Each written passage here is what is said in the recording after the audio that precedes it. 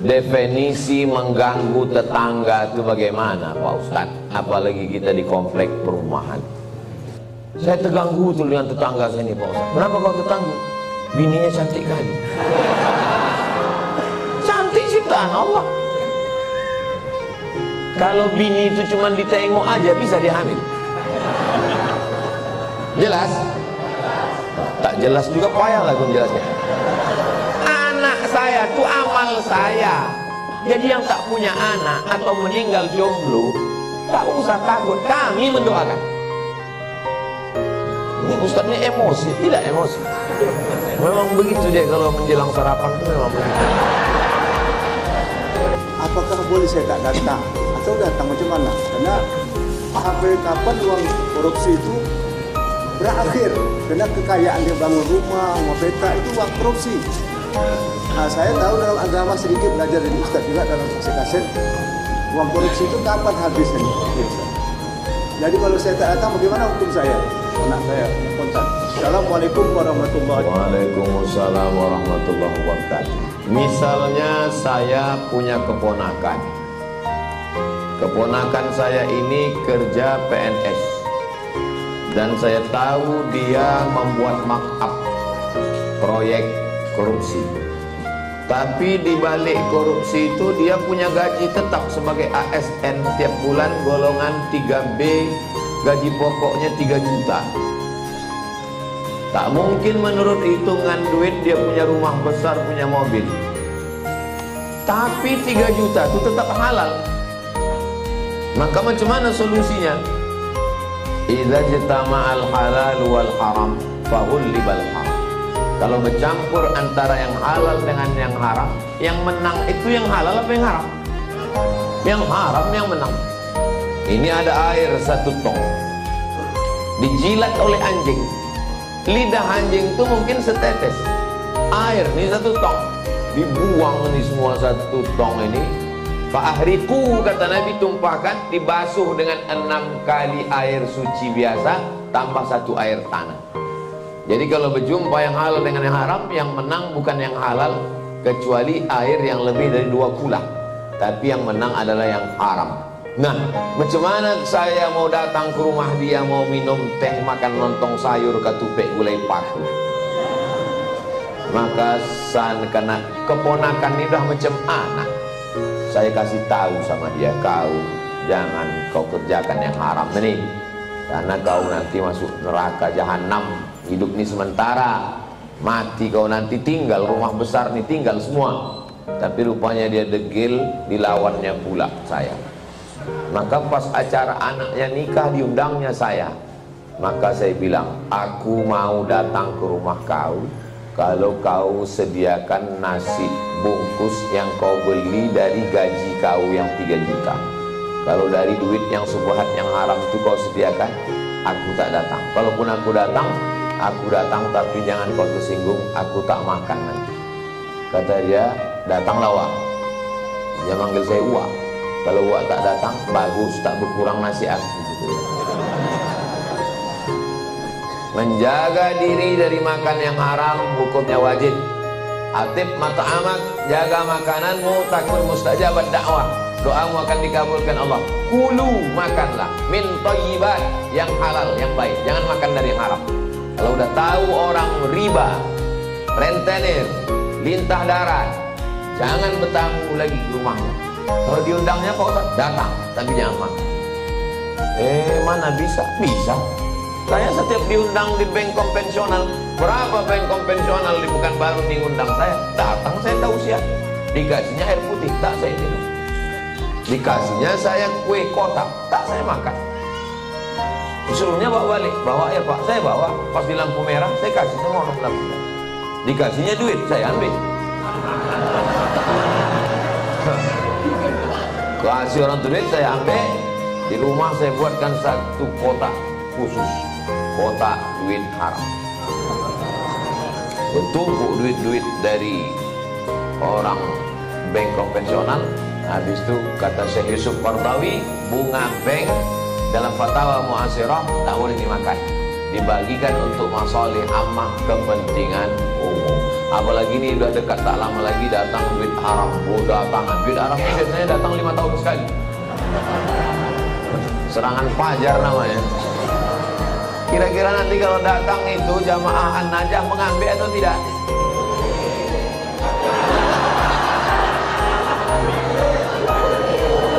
Nanti kita. Saya dah yakin 100% orang An-Najah ini kalau ada yang membagi-bagi duit 50.000 tak akan mereka ambil. Mudah-mudahan Allah menjaga kita dari makan haram.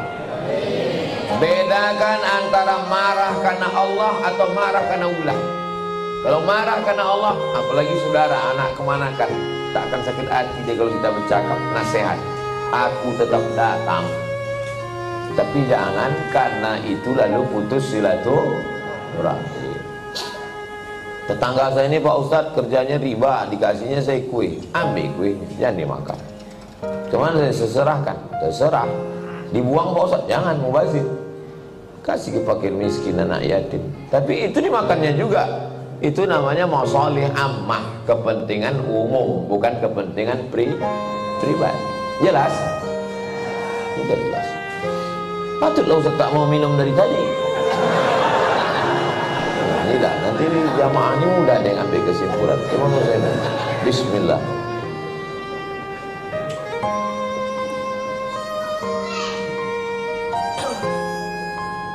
Saya dikasih tahu sama jamaah, Ustaz jangan sembarangan minum, nanti Ustaz kena racun.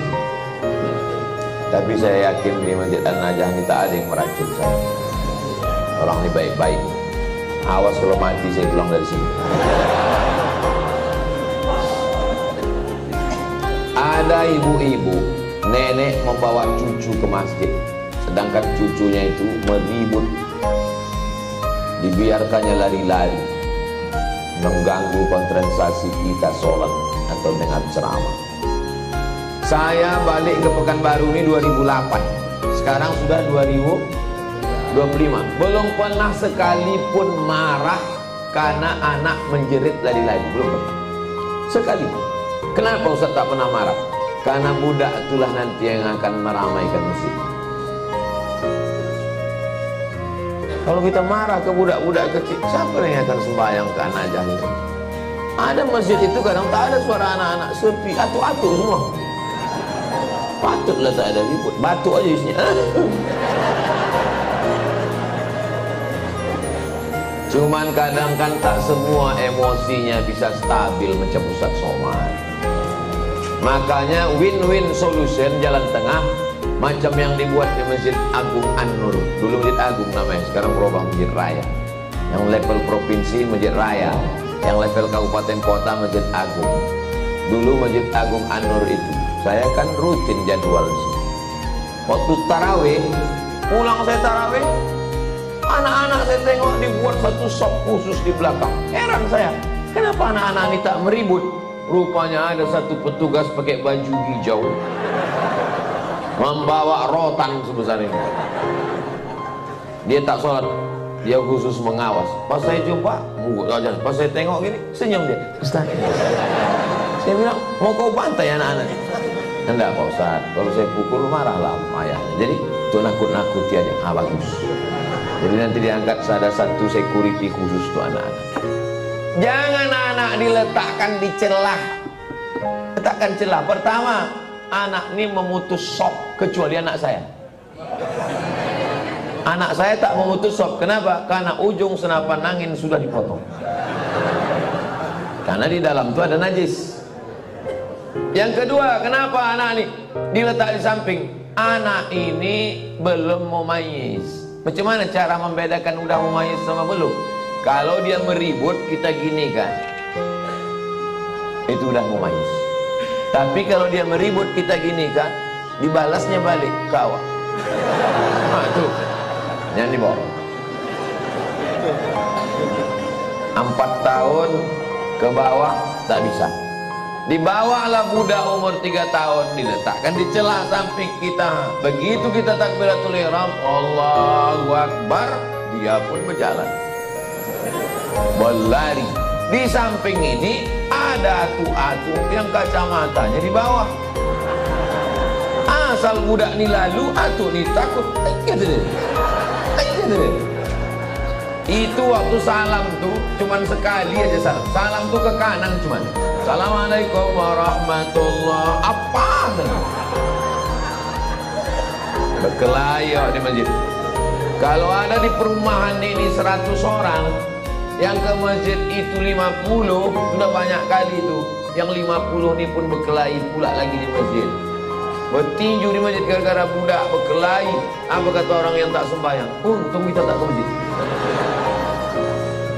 Tolonglah kita jaga persatuan ini. Bisa dipahami? Jelas. Insya Allah kalau saya ceramah jelas.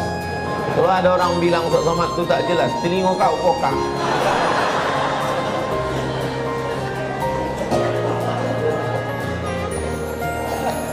Bolehkah membaca Yasin di pemakaman, Pak Ustaz?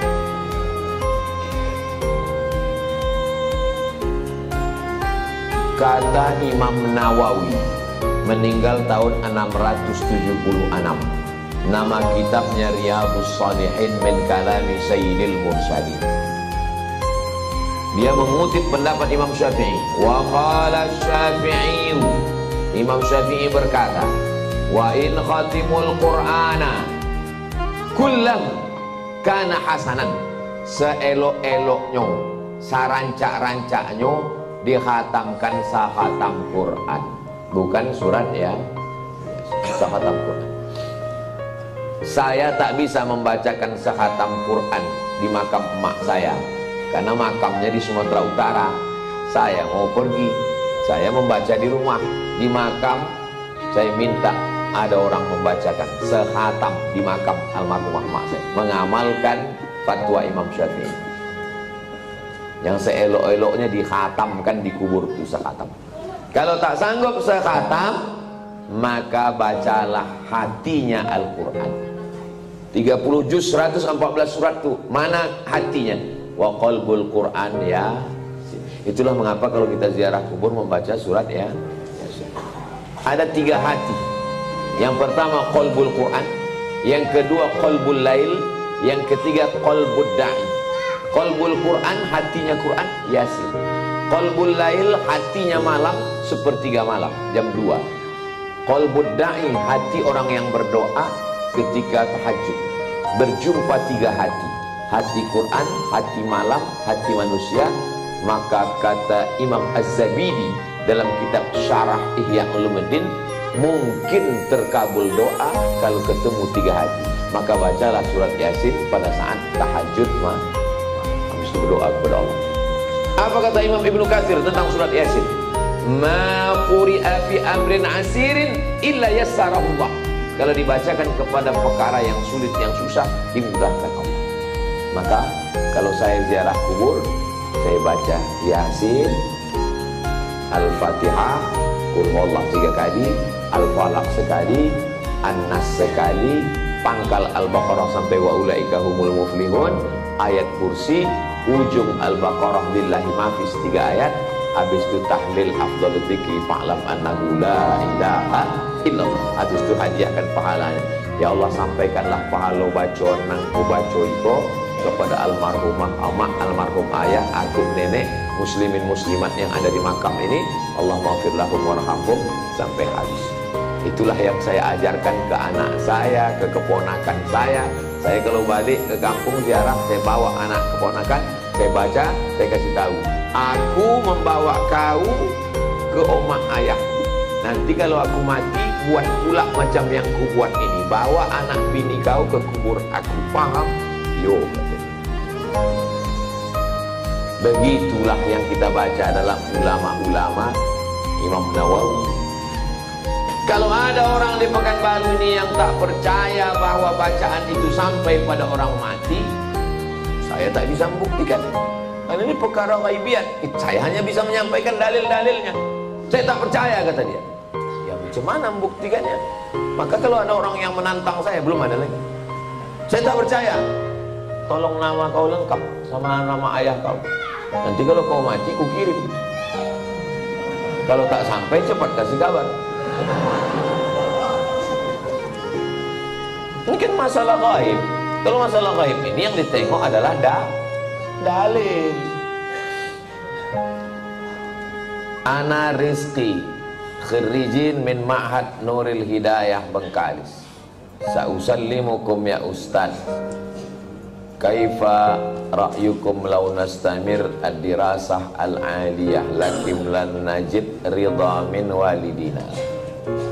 Nama saya Rizki. Khirijin jamak, mufrad khirijun. Saya alumni dari Ma'had Nurul Hidayah Bengkalis. Sa'as'alukum, saya mau bertanya ke Ustaz. Kaifa ra'yukum law nastamir dirasah nuwasil ad-dirasah. Laisa nastamir, nuwasil ad-dirasah. Bagaimana pendapat Ustaz kalau kita mau melanjutkan ke perguruan tinggi tapi orang tua tak setuju? Mau melanjutkan perguruan tinggi fil kharijid daulah, mau keluar negeri, tapi mak dia tak setuju. Saya ini adik beradik dua. Saya anak pertama, adik saya berdua cuma. Laki-laki dua-duanya. Tak banyak anak mak saya. Jadi waktu saya lulus mau ke Mesir, berat dia mau lepas saya. Aku anakku dua, tak ada anak betino. Semana nanti aku dah tua.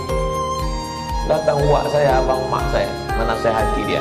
Harimau mati meninggalkan belang, gajah mati meninggalkan gading, manusia mati meninggalkan hutang. Harimau mati meninggalkan belang, gajah mati meninggalkan gading, manusia mati meninggalkan nama. Kalau kau tahan sama mati di celah ketiak, beginilah cuma dia.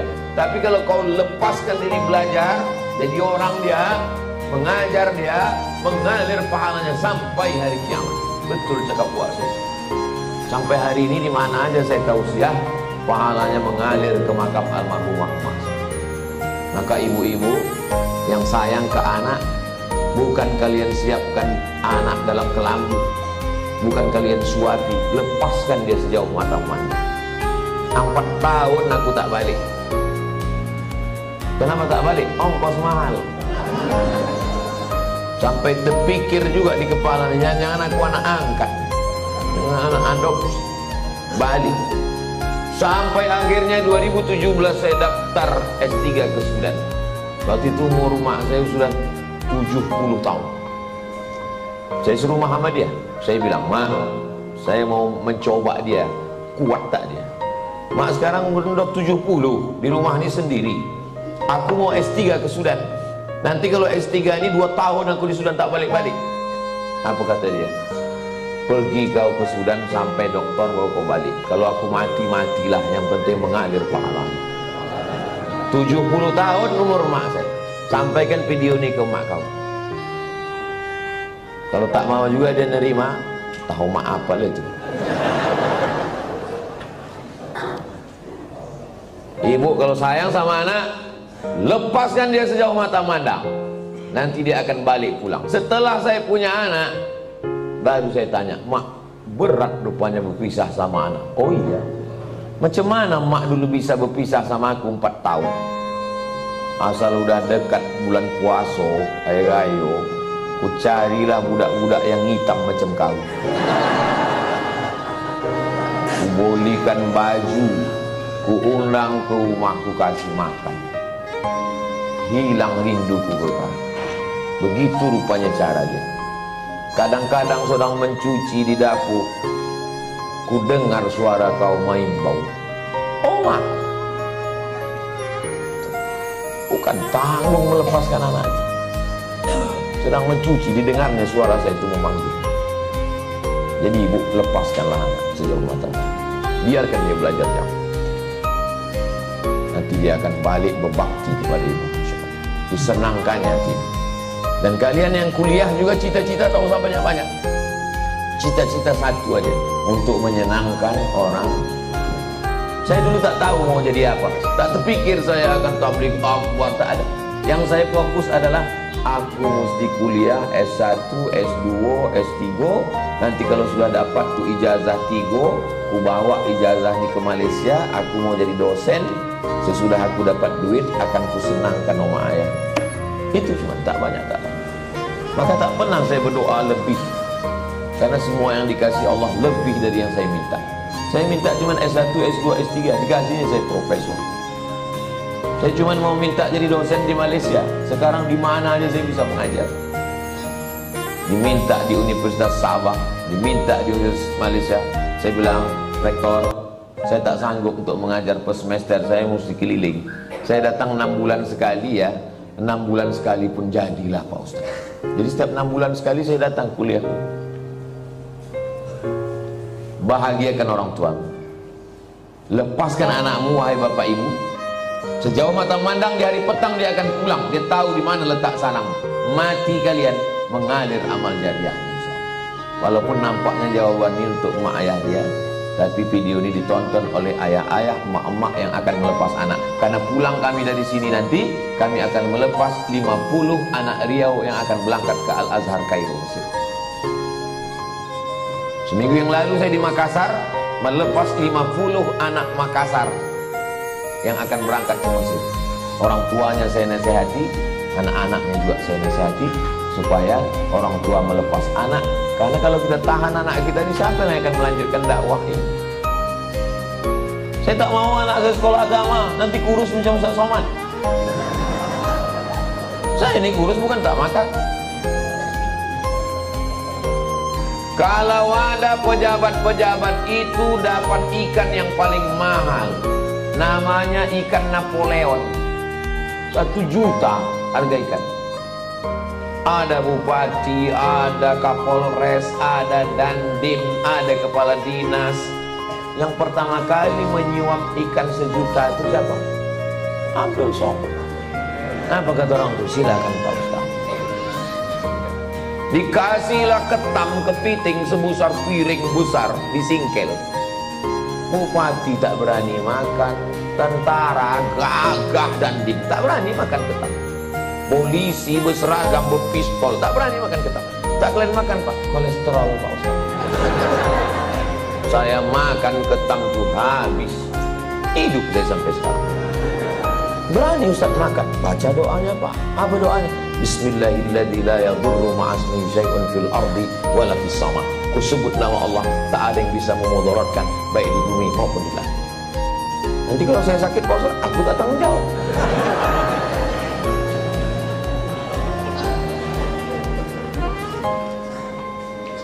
Definisi mengganggu tetangga itu bagaimana Pak Ustaz? Apalagi kita di komplek perumahan. Mengganggu menurut syariat Islam, bukan mengganggu menurut perasaan.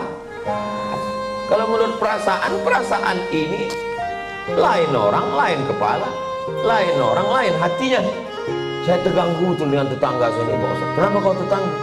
Bininya cantik kali. Cantik ciptaan Allah. Jadi yang maksud mengganggu itu adalah kalau bertentangan dengan syariat Islam. Saya terganggu dengan tetangga saya ini Pak Ustaz. Kenapa? Melihara anjing dia Pak Ustaz. Oh, dalam Islam melihara anjing hanya boleh untuk menjaga kebun dari pencuri. Tempat kita aman, rumah rapat, maka tak ada alasan. Maka kita lapor ke RT RW, musyawarah, dudukkan bersama. Kadang jamaah ini mau mengambil hukuman segera. Saya racun aja loh Pak Ustaz. Dipasang racun, rupanya anjing itu tak makan. Ini makan kucing, awak mati kucing. Ini musyawarahkan. Wa amruhum syura bainahum. Hari libur, hari Ahad, rumah dekat-dekatan, dipasanglah lagu bum bam bum bam bum bam. Belilah earphone. Berapalah harga earphone? Dengar sendiri. Jadi dipasang di komplek. Kan tak semua orang suka lagi. Apalagi di situ ada orang-orang tua yang jantungnya tak kuat. Mendengar itu, kata dia mati. Ini mengganggu. Menurut syariat pun tak betul. Nah, maka menurut syariat agama Islam, rumah berdekatan, sempadan cuma dinding, dinding pun tak penuh ke atas, ditanamlah pula pokok mangga pas. Buahnya apa tak seasal menengok penitik air. Nah, ini mesti menjaga. Maka kata Nabi, idza tabakhta, kalau kau masak fa aksir ma'aha, banyakkan kuah. Pesan Nabi ke tetangga, kalau kau masak banyakkan kuahnya untuk apa? Berbagi ke tetangga, menyambung tali silaturahmi. Kata almarhumah mak saya dulu, kalau tak menjulur labu, tak menjulur kundur. Ini pokok labu, ini pokok kundur, sama-sama ditanam. Menjulur itu maksudnya keluar pucuknya. Keluar pucuk labu, keluarlah pucuk kundur. Kalau tak keluar pucuk labu, tak keluar pucuk kundur. Apa maksudnya? Kalau tak kedatang makanan kita, tak datang pula makanan kita. Halus pepatah maaf. Bagikan makan. Kata Nabi kuah, tapi yang pula gara-gara ceramah nih kuah aja. Dulu sebelum Ustaz datang berbagi ayam kami, sudah Ustaz kuah aja lagi. Gara-gara Ustaz Somad. Nah, tahadu tahabu, saling berbagi hadiahlah kamu, maka kamu akan berkasih sayang. Malam Jumat jumpa wirid Yasin. Dulu begitu orang jumpa, sekarang udah tak ada lagi jumpa. Jumpa pun di acara pesta nikah walimah udah tak bisa bertanya lagi. Dulu kau tanya, siapa menantu kau ni? Macam-macam mirip. Ini anak Pak Fulan. Oh, tak kek mana aja, mau balanci-lancian nih rumahnya Jawa. Sekarang tak bisa lagi ngobrol. Pas ditanya, itu anak siapa? Apa? Anak siapa? Oh, suara musik. Bum bam, bum bam, bum bam. Tak ada lagi silaturahim. Pas ditanya, itu menantu kau? Apa? Tak ada lagi silaturahim. La salam wala kalam. Alhamdulillah, Masjid An-Najah ini tempat kita bersilaturahim. Datang ke masjid, buat wirid Yasin malam Jumat, baca Yasin habis maghrib, habis itu habis isya acara makan bersama. Tak ada duit, kumpul iuran. Di Malaysia itu setiap masjid itu ada dapurnya.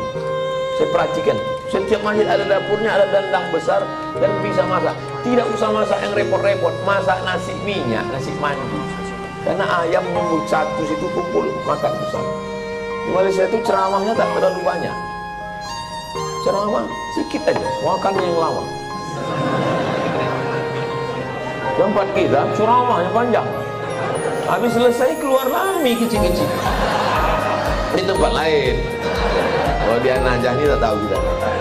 Kita tengoklah. Saya menikah dengan seorang duda. Sudah 10 tahun pernikahan ini saya belum punya anak. Saya mempunyai anak sambung, anak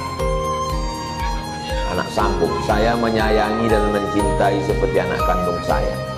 Anak sambung saya selalu meminta doa dan ridho dari saya. Apakah doa saya akan diijabah? Karena saya bukan ibu kandungnya. Dan jika saya meninggal nanti, saya tak ditakdirkan untuk punya anak. Apakah doa anak sambung saya nanti sampai ke saya, Pak Ustaz? Yang pertama, ibu sama anak kandung itu sama anak sambung ini sampai mati tak bisa menikah. Karena menjadi mahram mu'abbad namanya. Mahram mu'abbad menjadi mahram kekal selama-lamanya. Karena sudah menjadi menikah sama ayahnya. Itu yang pertama. Yang kedua, wudhu tak batal dalam mazhab Syafi'i. Yang ketiga, seandainya saya lewat di kuburan di depan Hotel Mutiara Merdeka dekat Letton, saya mau pergi lewat kuburan itu, saya baca doa, Assalamualaikum ya ala diyar minal mu'minin wa inna insyaallah bikum lahiqun yahamullah mustaqdimin wal mustakhirin nasallallahu wa lakumul afiyah Allahumma fir lahum warhamhum. Doa saya sampai apa tak sampai?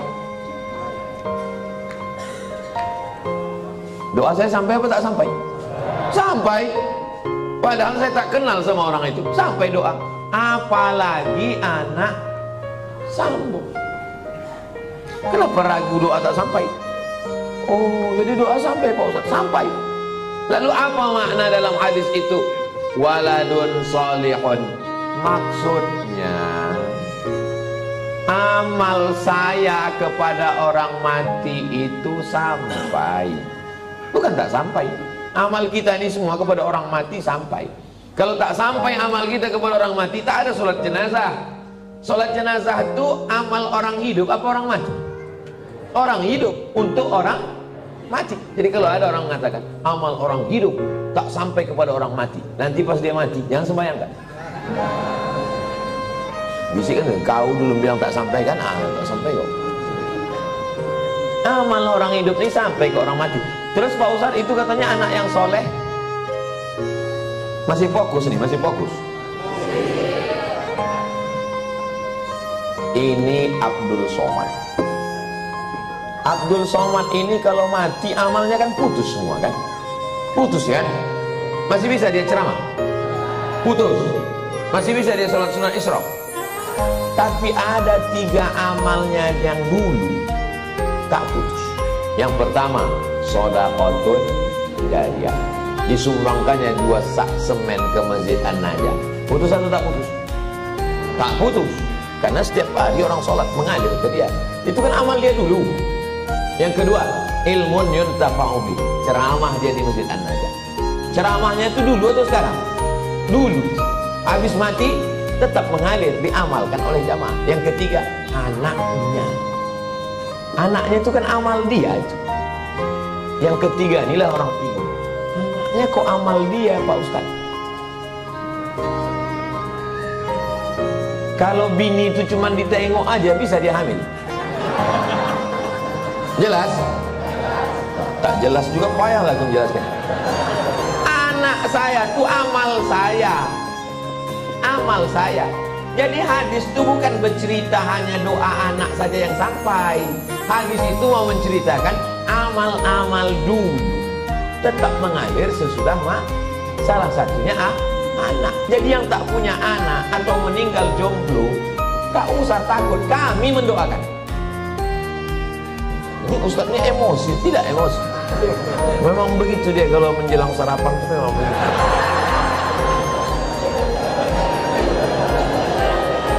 Seumur-umur saya membaca pertanyaan, inilah tulisan yang paling cantik. Cantik kan? Cantik kan? Bisa pula rapi menulis. Saya bolak-baliklah menulis rapi, tak bisa-bisa. Memang irilah saya menengok tulisannya. Mudah-mudahan anak saya bisa cantik tulisannya begini. Assalamualaikum, berapa kali dah dia mencobanya. Assalamualaikum warahmatullahi wabarakatuh. Waalaikumsalam. Alhamdulillah wa syukurillah.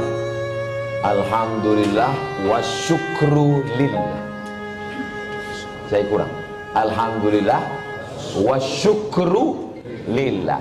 Alhamdulillah wa syukrulillah.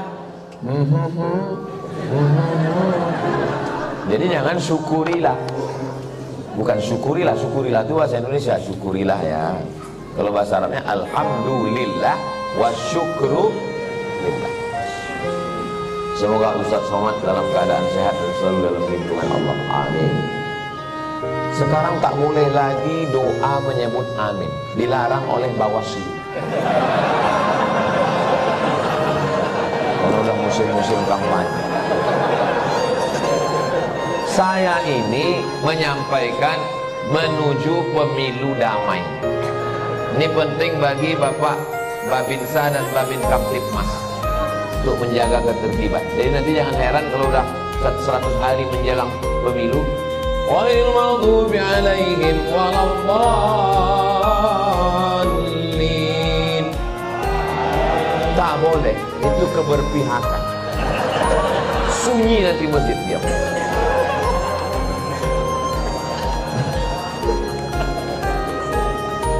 Saya mau bertanya Pak Ustaz, kiat-kiat agar ikhlas menerima ketetapan takdir Allah dan tetap berprasangka baik kepada Allah.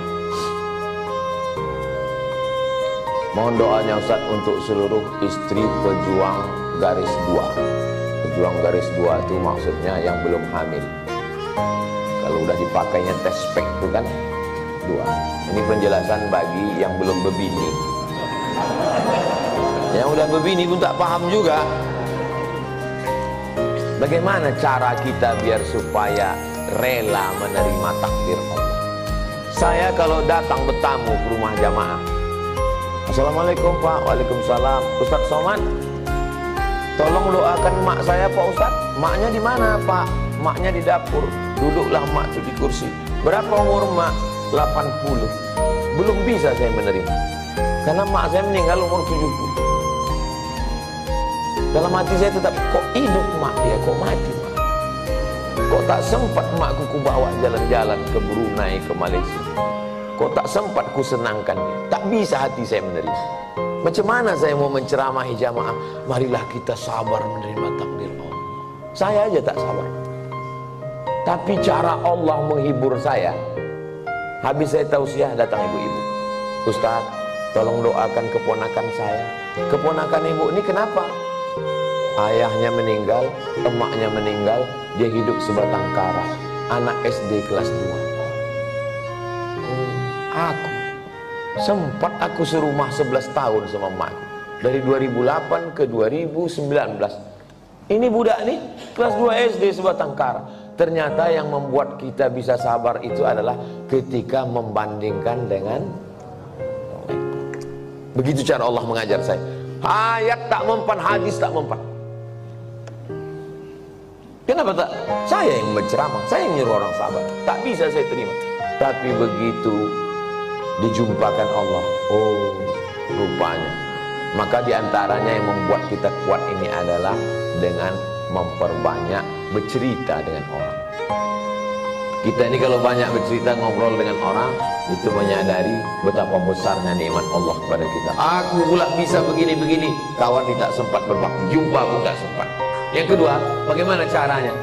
Caranya adalah menguatkan dalam hati bahwa Innallaha katabal maqadir, Allah sudah menuliskan takdir 50,000 sana, 50.000 tahun qabla an yakhluqas samawati wal ardh.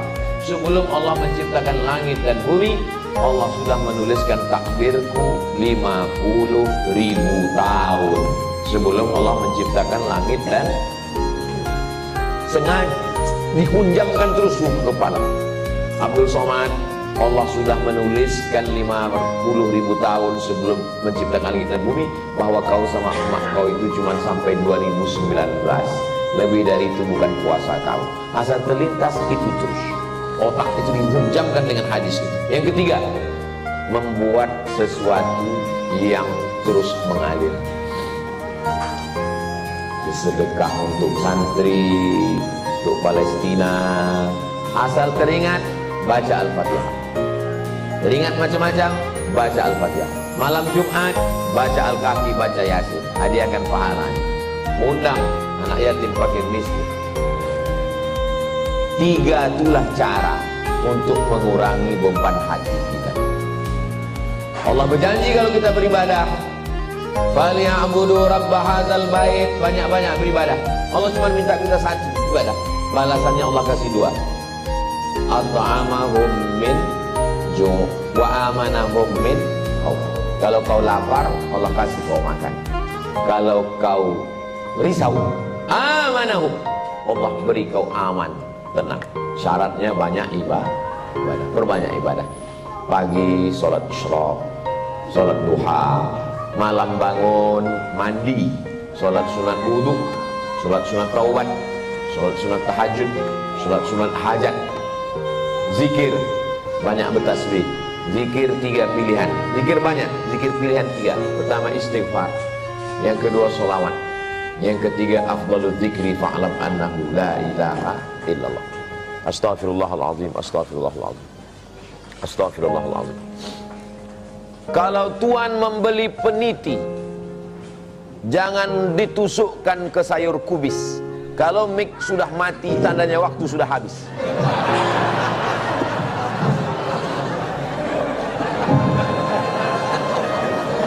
Kalau Tuhan membeli peniti, jangan ditujukan ke sayur kubis.